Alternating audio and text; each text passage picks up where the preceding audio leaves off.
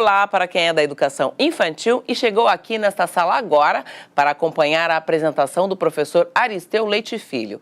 Ele é doutor em Ciências Humanas e Educação pela PUC do Rio, onde leciona no curso de especialização em Educação Infantil. É também professor adjunto da Faculdade de Educação da Universidade do Estado do Rio de Janeiro, a UERJ. Atua como coordenador do Fórum Municipal de Educação do Rio de Janeiro e como membro do colegiado do Fórum Permanente de Educação Infantil do Rio de Janeiro. Eu mediei a apresentação do professor Aristeu, na qual ele falou sobre os desafios da educação infantil na atualidade. Você vai ver daqui a pouquinho.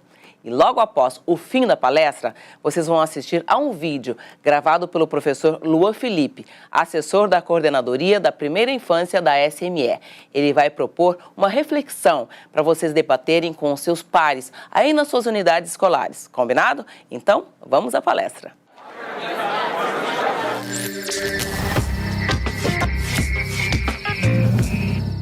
Olá, professor, tudo bem? Seja muito bem-vindo. O senhor pode começar fazendo a sua audiodescrição e depois começar a sua palestra, tá bom? Olá, eu, Aristeu, estou aqui no meu escritório.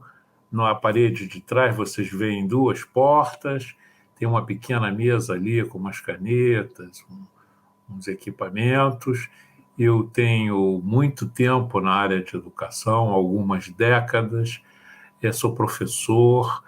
Trabalho fundamentalmente com formação de professores na perspectiva da educação infantil. Eu estou usando uma blusa preta, eu uso óculos, tenho cabelo grisalho e tenho uma barba nem muito curta nem muito longa, branca. E estou aqui, para a gente conversar hoje, nessa jornada, um pouquinho sobre questões ligadas à educação das crianças pequenas. Portanto, nossa conversa hoje sobre educação infantil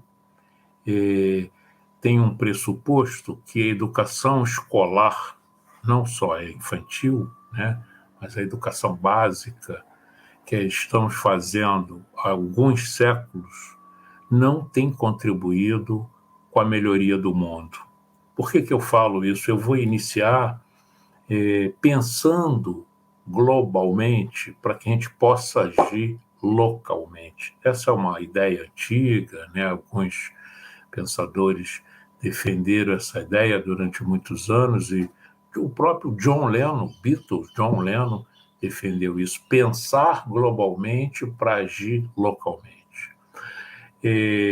Eu penso que a gente durante muito tempo pensou e ainda pensa que não existe outra forma de educar as crianças a não ser através de posturas autoritárias, duras, severas, como educar fosse, sobretudo, corrigir.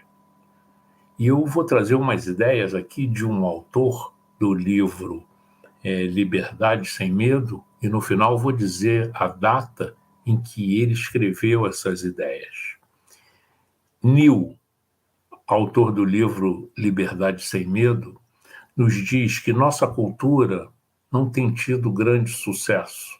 Nossa educação, nossa política, nossa economia levam à guerra. Nossa medicina não põe fim às moléstias. Nossa religião não aboliu a usura, o roubo. Os progressos da época são progressos da mecânica, em rádio e televisão, em eletrônica, em aviões a jatos. Ameaçam-nos novas guerras mundiais, pois a consciência social do mundo ainda é primitiva. É um texto de 1960. E se a gente quiser atualizar essas ideias de que o mundo não vai bem, eu diria assim, vamos pensar na água que nós bebemos ou na água que nem todos têm para beber. Vamos pensar no ar que nós temos para respirar. Vamos pensar o que nós temos comido, aqueles que comem e aqueles que passam fome. Vamos pensar que há quanto tempo não conseguimos mais, sobretudo nas grandes cidades, tomar banho de sol, tomar banho de lua, andar com os pés no chão, cuidar do nosso corpo e cuidar dos outros, né? Essas duas ideias de que o mundo não vai bem, na perspectiva do Neil, lá de 1960, e na perspectiva mais ambientalista, nos provoca a pensar que tipo de educação a gente vai fazer com as crianças nas creches e nas pré-escolas. Trago como complemento, para a gente não ficar nessa postura pessimista, a ideia do Paulo Freire de que o mundo não é, está sendo. Né? Isso é muito importante para nós que trabalhamos, sobretudo com as infâncias, com as crianças, para nós que somos educadores, a ideia de esperança na perspectiva do esperançar freiriano. Né? Brecht nos traz a ideia de que nada é impossível de mudar. Portanto, é preciso que a gente tenha consciência do limite da nossa ação como professores, como educadores e educadoras, mas consciência também da potencialidade desse nosso trabalho que pode contribuir com a mudança dos indivíduos, das crianças e as nossas mudanças tão necessárias nesse momento. Nesse sentido, eu acho que é importante a gente pensar nos sujeitos da educação infantil. Quem são as pessoas que estão nas instituições de educação infantil? Os adultos e as crianças. Portanto, nós, educadores, né? E talvez o norte que a gente precisa ter para pensar nesses sujeitos são os eixos da educação infantil, definida na legislação e conhecida por todos nós. A educação infantil tem dois eixos: as interações e as brincadeiras. Esses dois eixos nem sempre aparecem nas práticas educativas pedagógicas das instituições de ensino. Na nossa área, nessa primeira etapa da educação básica, o termo educação não foi colocado na legislação por descuido, ele é intencional, ele se diferencia do ensino. O ensino é uma das formas de educar. A educação infantil, portanto, está numa perspectiva mais ampla. E as interações aparecem, né, não nesse modelo escolar que as outras etapas da educação básica possuem pela sua própria natureza e pelo seu próprio nome, o ensino fundamental e o ensino médio. Educar, portanto, é muito mais amplo. A gente precisa abandonar essa ideia, sobretudo na educação infantil, de que a escola ensina e a família educa. Na educação infantil, o próprio nome diz educação, nós temos que educar e ensinar a educar, e mais do que isso, a gente precisa cuidar das crianças e ter cuidado com cada um dos profissionais da equipe da educação infantil. E eu trago assim, algumas ideias que me parecem importantes que a gente assegure nessa perspectiva do lúdico, portanto, das brincadeiras, e das interações. Interações das crianças entre elas, interações das crianças com os adultos e dos adultos com as crianças, e as interações entre os indivíduos, os sujeitos das equipes. Trago algumas categorias para a gente pensar que são importantes para que essa interação seja satisfatória, portanto, seja agradável, prazerosa, alegre, leve. Né? Para que isso aconteça, é preciso ter um espaço que não é só o espaço físico, mas um ambiente e um clima institucional nos nossos EDIs, nas nossas creches, nas nossas pré-escolas, nas nossas escolas que têm classe de educação infantil, onde a gente possa ter livre expressão e permitir que as crianças tenham livre expressão. Nesse sentido, é fundamental que haja espaço para a manifestação e a expressão dos diferentes sentimentos, dos sentimentos de alegria, de tristeza, de ansiedade, né, de preocupação, de dor, né?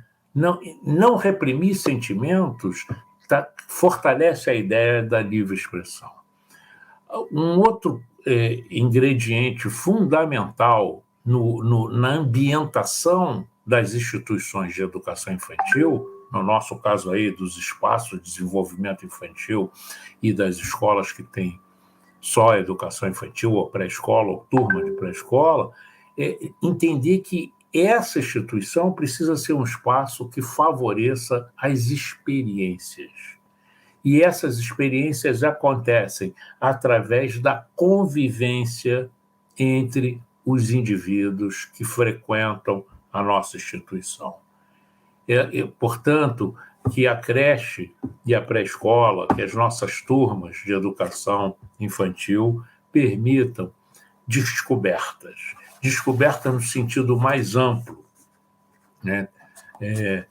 Desde as pequenas coisas do cotidiano, dos fenômenos naturais, e das expressões e das interações que a gente estabelece entre as crianças, entre nós, adultos, profissionais da educação infantil, né? Portanto, descoberta na perspectiva de juntos também saber o que o outro está descobrindo e juntos também fazer descobertas, né?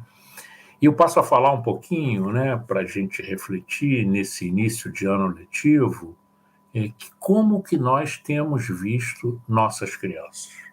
Será que ainda estamos vendo as crianças como durante muito tempo na história da humanidade as crianças foram vistas como todas iguais, né?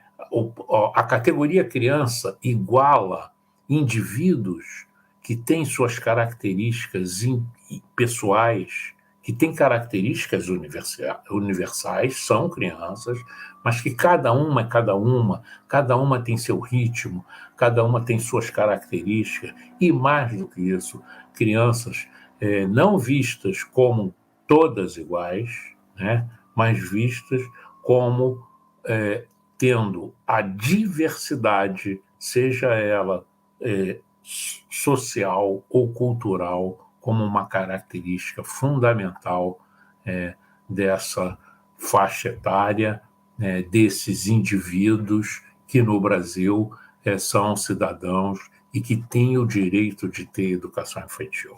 Falo isso porque a gente precisa ter consciência, a cada ano letivo que começa, de que a educação infantil é um direito das crianças. Portanto, nós, educadores das creches e pré-escola, devemos ser os primeiros profissionais e os primeiros adultos e os primeiros cidadãos a assegurar, garantir, proteger, divulgar, né, os direitos das crianças. E a educação infantil é um direito das crianças.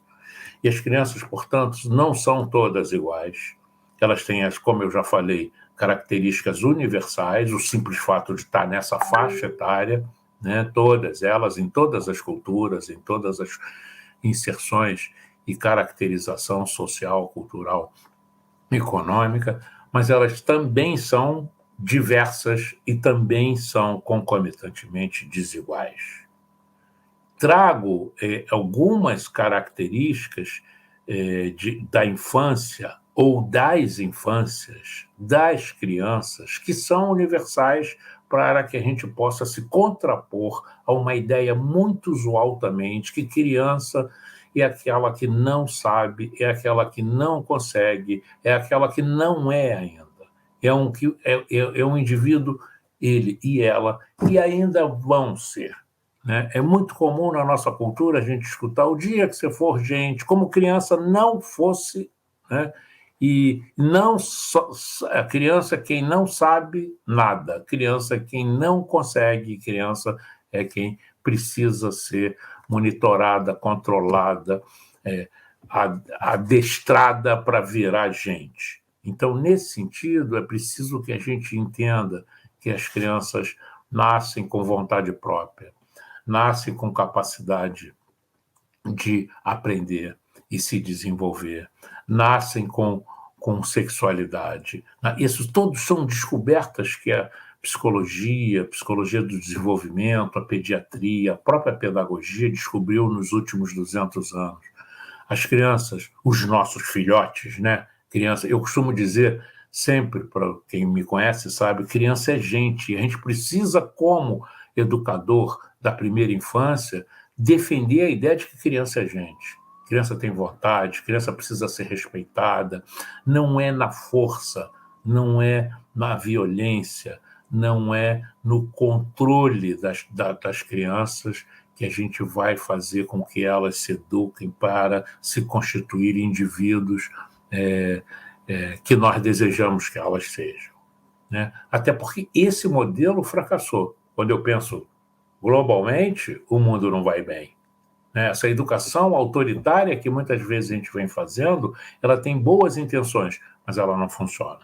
Crianças são inteligentes, crianças são tagarelas, crianças são inquietas, bisbilhoteiras, encantadas, fascinadas, crianças são solidárias, são cooperativas. E mais do que tudo isso, para a gente se opor a essa criança, que a gente não sabe o que ela sabe, porque só elas podem nos ensinar quem elas são.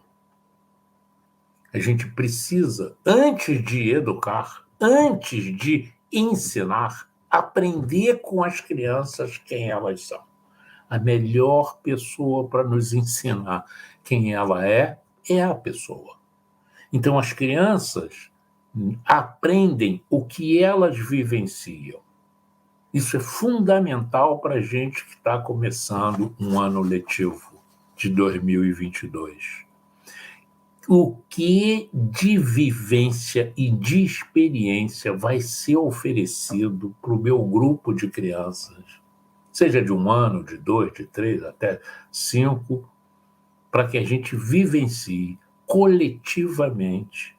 E eu sou o dinamizador, eu sou o educador, né, desse grupo, dessa turma.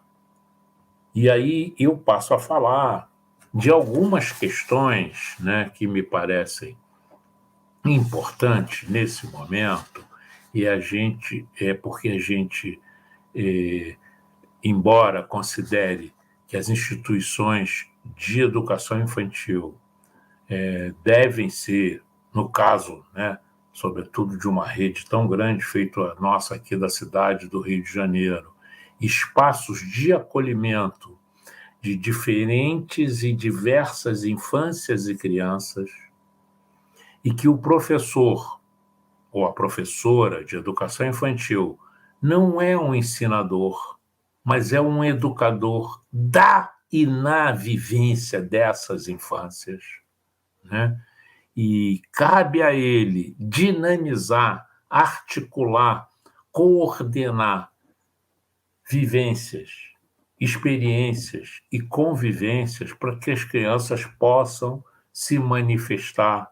E aí eu retomo aquelas ideias, através da livre expressão, através das suas descobertas, né, através da sua interação com as outras crianças e com os adultos da equipe da instituição de educação infantil. Então, nesse sentido, a gente precisa entender que nós, que trabalhamos em creches e pré-escola, somos os primeiros, ou deveríamos ser os primeiros, a defender a ideia de que a educação infantil tem uma identidade própria. O que eu estou querendo falar com isso? É muito comum a gente resgatar ou pegar, sobretudo das séries iniciais do ensino fundamental, práticas pedagógicas e desenvolvê-las na educação infantil, desde a creche. Ou seja, muitas vezes até por dificuldade de encontrar encaminhamentos, procedimentos ou práticas a serem desenvolvidas. Então, a gente antecipa práticas escolares num segmento da educação básica que tem sua identidade. Primeiro, por causa da faixa etária, sobretudo de 0 a 3, mas de 4 e 5 também. As crianças são crianças na educação infantil. A partir do ensino fundamental, as crianças começam a entrar no mundo escolar, propriamente dito. E isso os caracteriza como alunos e alunas. Na educação infantil, nós temos crianças. E a gente precisa pensar práticas pedagógicas, percursos, experiências, vivências e convivências, na perspectiva de respeitar as crianças enquanto crianças. Então, uma das tarefas, um dos objetivos de um ano letivo numa instituição de educação infantil é permitir que as crianças sejam crianças nessa nossa instituição. O que é deixar de ser criança? Vem, consequentemente, com as práticas que eu chamo de escolarescas, que impõem procedimentos pedagógicos rígidos, inadequados à faixa etária e que não permitem que as crianças sejam crianças e passem a ser alunos. Excessos, inclusive, de atividades pedagógicas, crenças de que a antecipação da escolarização ou a escolarização precoce, como alguns autores caracterizam, permite que as crianças tenham, num futuro breve, nos primeiros anos do ensino fundamental, sucesso à sua escolaridade. As pesquisas não mostram isso. Ao contrário, a antecipação da escolaridade não traz nenhuma vantagem no desenvolvimento infantil dessas crianças e muito menos no rendimento escolar dos primeiros anos do ensino fundamental. Crianças que chegam sabendo se expressar, sabendo narrar suas vivências, curiosas, investigadoras, bisbilhoteiras, certamente terão possibilidades inúmeras de aprendizagens novas na sua escolaridade formal, no ensino fundamental, nas séries iniciais, na aprendizagem ou na sistematização dos conhecimentos sobre a língua escrita, por exemplo, ou sobre os conteúdos escolares qualquer outro conteúdo escolar das séries iniciais. Então, a antecipação da escolaridade é inadequada, é contestada nas próprias diretrizes nacionais da educação infantil e tem a ver com o que a gente já falou hoje aqui, com essa ideia de transformar as crianças o mais rápido possível em alunos, em alunas. Né? O mais rápido, mais cedo, não garante que é melhor. É preciso que seja adequado à faixa etária, é preciso que permita as crianças serem crianças. Então, depois da escolarização precoce, a gente tem como consequência, tem tido, né, infelizmente no Brasil, políticas nacionais, por exemplo, que a partir dessa ideia da escolarização da pré-escola, sobretudo da pré-escola, mas hoje, né, em muitas redes, até da creche, e o uso do livro didático, o uso de materiais inadequados, né? Materiais que não contemplam características nem universais, nem regionais, nem culturais, que atendam às diversidades da faixa etária, da cultura, da inserção das crianças no mundo social e econômico. Então, nesse sentido, para a gente ir terminando aqui essa nossa conversa, eu gostaria de desejar a todas e todos, né, da educação infantil da rede municipal da nossa cidade, do Rio de Janeiro, um feliz ano letivo e que a gente possa ser defensor dos direitos da criança, entendendo que a educação infantil é um direito das crianças e assumindo essa nossa responsabilidade de permitir que as crianças sejam crianças nas nossas instituições, com um ambiente, né, que é transformar o espaço físico em ambiente, é transformar ele rico em possibilidades de experiências, de vivências, de convivências, portanto, que favoreça o desenvolvimento das crianças e que permitam que elas descubram muitas coisas, muitos saberes e que possam contar para a gente o que elas saibam. E elas sabem muitas coisas. Nós é que não sabemos o que as crianças sabem. Ok, muito obrigada, professor. Eu tenho aqui algumas perguntas, tá? Vou fazer a primeira aqui para o senhor. Estamos vivendo um momento muito delicado, né, professor? Como acolher as crianças e suas famílias em um momento em que a unidade escolar e seus profissionais também precisam ser acolhidos? É a questão atualíssima, né? Todos nós precisamos de acolhimento nesse momento, né? E talvez eu tenha pulado esse ingrediente fundamental, né, em qualquer instituição de educação, que é o afeto. Não só na perspectiva da amorosidade, mas de afetar o outro.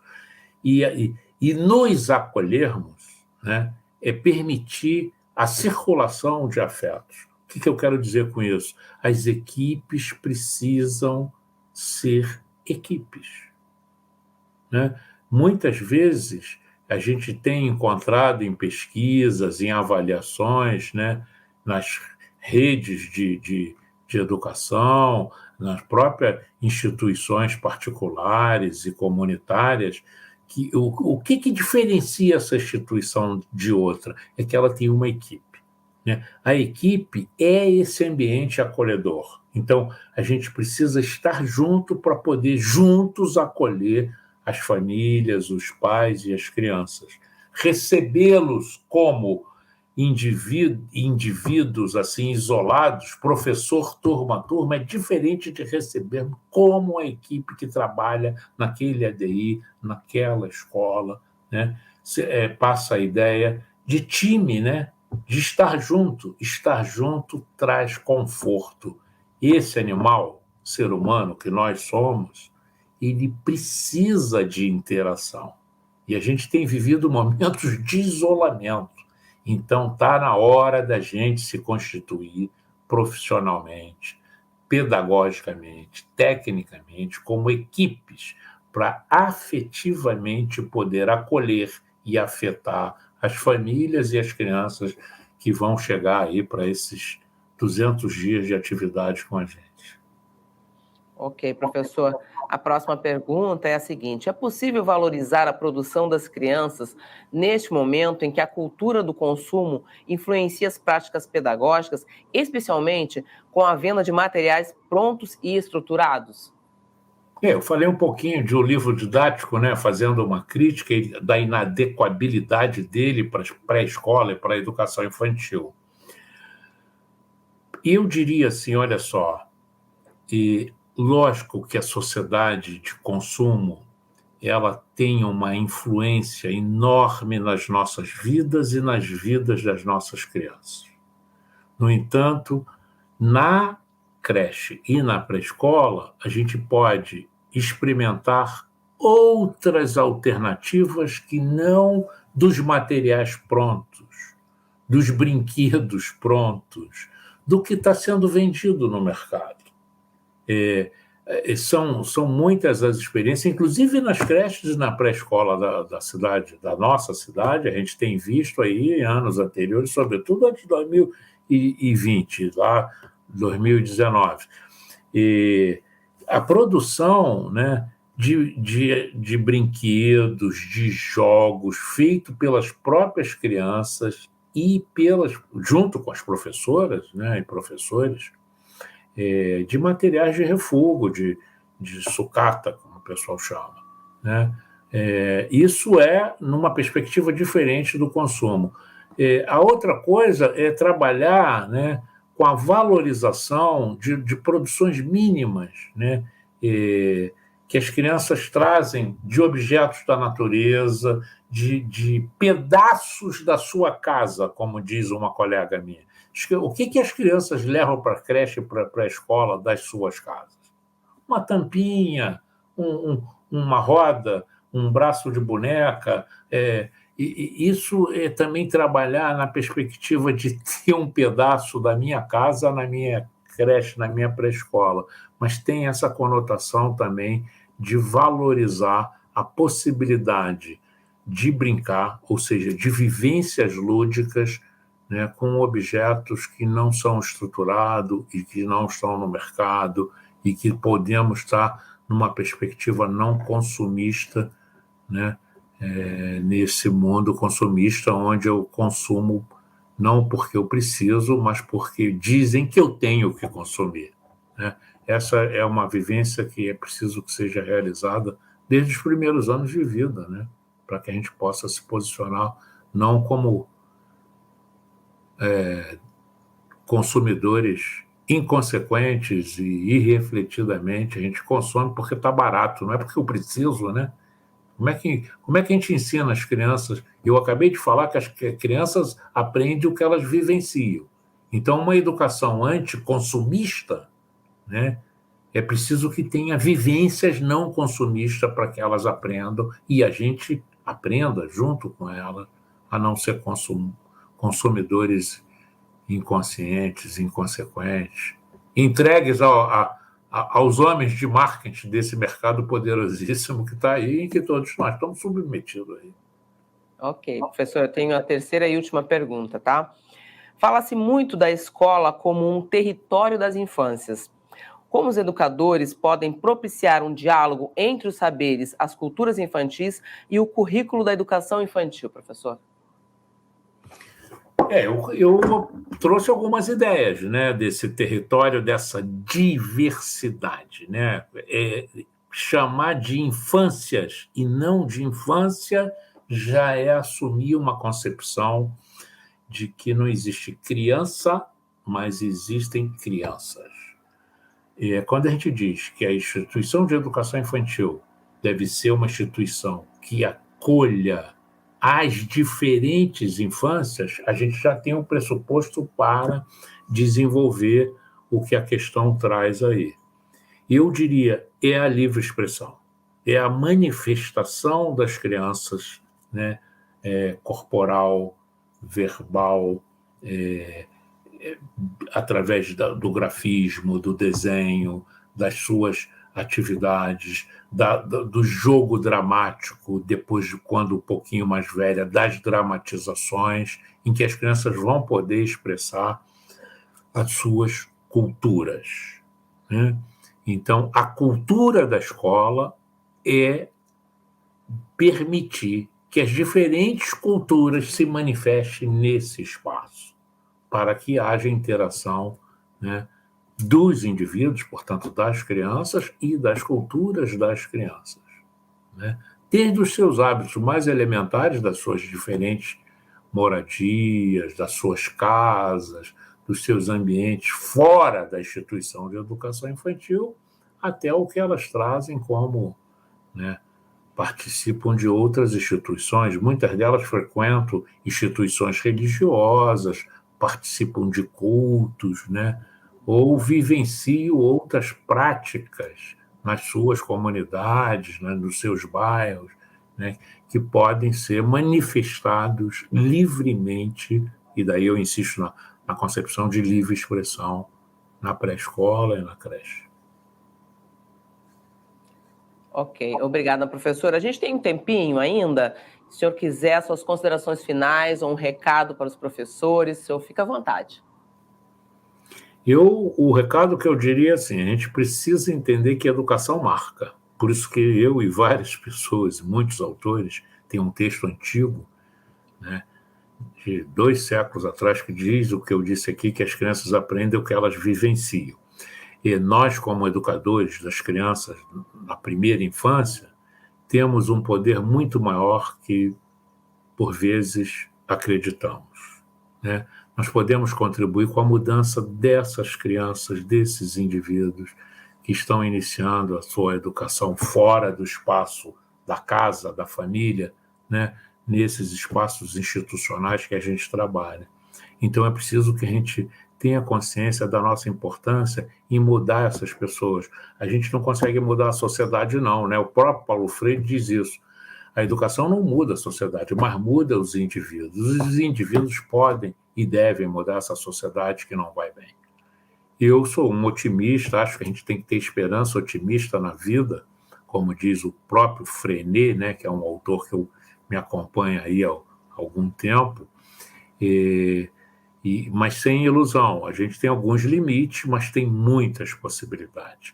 Que a gente use as nossas experiências e práticas pedagógicas com as crianças na busca simplesmente de um mundo melhor.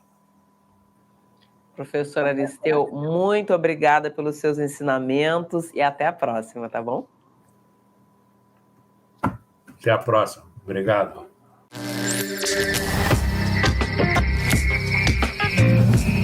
Olá, profissionais de educação infantil da Rede Municipal do Rio de Janeiro. Sou o professor Luan Felipe e atualmente trabalho na Coordenadoria da Primeira Infância. Hoje é o nosso segundo dia da jornada pedagógica. Um momento de olharmos para a nossa unidade, para pensarmos as nossas fragilidades e as nossas potencialidades, levando em consideração a especificidade de cada território, para que possamos pensar também o ano letivo que será iniciado em 2022. Para isso, você em sua unidade escolar deve ter tido contato com o material enviado por nós da Coordenadoria da Primeira Infância. Ele é a base para a discussão de toda essa jornada. Hoje, no segundo dia, a partir das 8 dimensões que ele traz, cada unidade escolar vai poder perceber e construir diversos ângulos sobre seu processo educativo. A ideia é viabilizar uma reflexão e uma discussão coletiva, além de poder facilitar a elaboração de um plano de ação, que vai focalizar as potencialidades do grupo e os diferentes problemas que devem ser superados para obter os ganhos de qualidade desejados na primeira infância. As dimensões que ali estão abordadas, elas desdobram determinados aspectos sobre essa realidade, permitindo que a unidade escolar possa ter informações objetivas e sintéticas sobre ela, como, por exemplo, a gestão educacional, que é primordial para a intermediação e construção da proposta pedagógica da unidade escolar, além do PPP, currículo, planejamento, ambiente. Todas essas dimensões levam aos rumos que cada UE, de forma a planejar as suas ações e os objetivos que desejam atingir com as crianças, bem como os principais meios para alcançá-los. Dessa forma, nós da Coordenadoria esperamos contribuir com cada unidade escolar e suas equipes para a construção de uma proposta educativa que tenha sentido para cada território e suas crianças de 6 meses a 5 anos e 11 meses de idade que vivem as suas infâncias nas creches municipais, espaço de desenvolvimento infantil e escolas municipais. Espero que seja um segundo dia de muita construção para toda essa rede. Muito obrigado e vamos ao trabalho.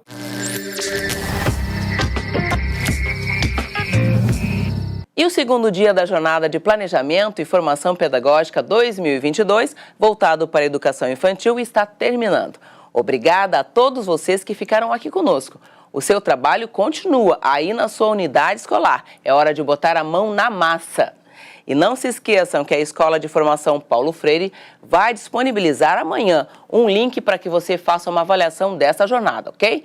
E vale também destacar que todo esse encontro vai ficar disponível não só no aplicativo do Rio Educa em Casa, como também nos canais do YouTube, da Escola Paulo Freire e da Multirio. Por isso, se você ainda não assinou os canais, assine e marque também o sininho para ficar por dentro das novidades. Amanhã, sexta-feira, é o último dia dessa jornada e também faremos 2 encontros paralelos. Um voltado para vocês da educação infantil e outro dirigido ao pessoal do Fundamental e da EJA.